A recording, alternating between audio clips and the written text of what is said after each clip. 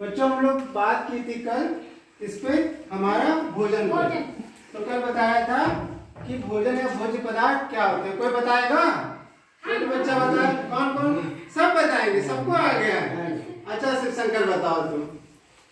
वे सभी पदार्थ जिन्हें ग्रहण करके हमारे शरीर को ऊर्जा प्राप्त होती है उन्हें भोजन कहते हैं। ठीक है, सब बात बेटा। और एक चीज और बताई थी, खाने योग्य पदार्थ। एक अंतर बताया था ईडेबल और ईटेबल का।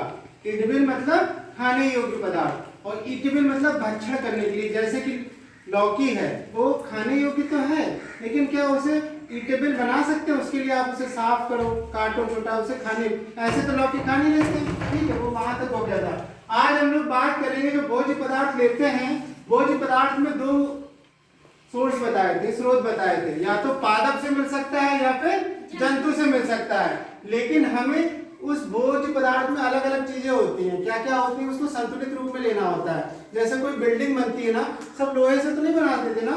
सरिया, सीमेंट, पानी, मोरंग और ईंटें, उनकी क्या होती, मात्रा निश्चित होती कि इस रेशियो में इसे बनाएंगे। उसी प्रकार जो हमें भोजन ग्रहण करना है उसकी कुछ मात्रा है। उसके बारे में पहले हम लोग जान लेंगे मोटा मोटी कि क्या क्या होता है, फिर उसके बारे में जानेंगे कि किस रेशियो में खाना चाहिए। तो सबसे पहले क्या होता है, कार्बोहाइड्रेट्स, इसको हिंदी में क्या बोलते हैं, शर्कराएं।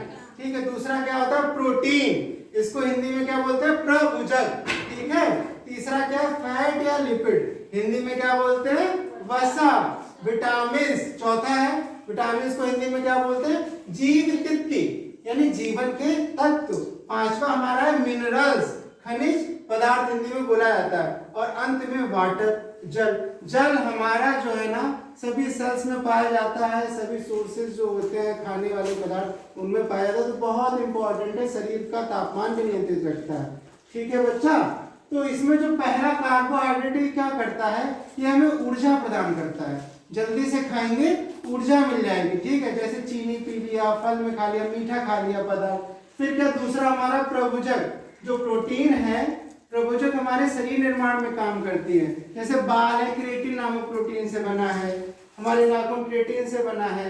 हमारी स्किन एक्टिन एवं मायोसिन से बनी हुई है। तो विभिन्न प्रकार की जो प्रोटीन या एंजाइम है वो सब हमारे क्या है, प्रभुजक है।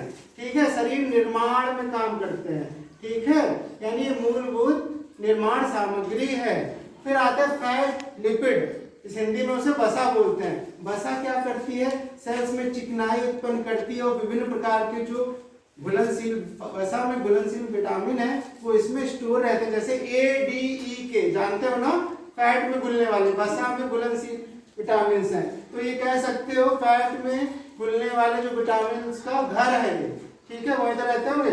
फिर आता है विटामिन को हिंदी में बोलते हैं जीव तत्व, जीवन के तत्व। ठीक है बच्चा, ये बहुत जरूरी होते हैं। अगर जीव तत्व हमारे शरीर में नहीं होगी तो हम लोगों में किसी विभिन्न प्रकार की बीमारियां हो जाएंगी। ठीक है। फिर मिनरल्स आते हैं, खनिज पदार्थ माइक्रो और मैक्रो होते हैं। ठीक है। अंत में हमारा आता है वाटर। तो आज हम लोगों ने परिचय में ये जान लिया कि संतुलित भोजन में होता क्या क्या है, और इसके अगले बार हम लोग ये जानेंगे कितने मात्रा में क्या खाना चाहिए। और हर एक इंसान के लिए भोजन अलग अलग होता है। ठीक है। वो कैसे, कोई बच्चा है तो कैसा खाएगा, कोई बड़ा है तो कैसा खाएगा, कोई बीमार है तो कैसा खाएगा। ठीक है। और किस मौसम में कैसा खाना चाहिए और क्या क्या रेशियो में खाना है, कार्बोहाइड्रेट किसको कितना देना है। अब जैसे कोई बहुत मेहनत का काम करता है और कोई बैठ के खाली काम करता है, ठीक है, तो जिसमें श्रम ज्यादा होगा उसको भोजन अलग प्रकार का जरूरत होगी। और जो बहुत मेहनत नहीं करता होगा, दिमागी मेहनत करता होगा, उसको भोजन की आवश्यकता अलग प्रकार की होगी। ठीक है। समझ में आया इतना बच्चा? तो आज के लिए बच्चा इतना ही है।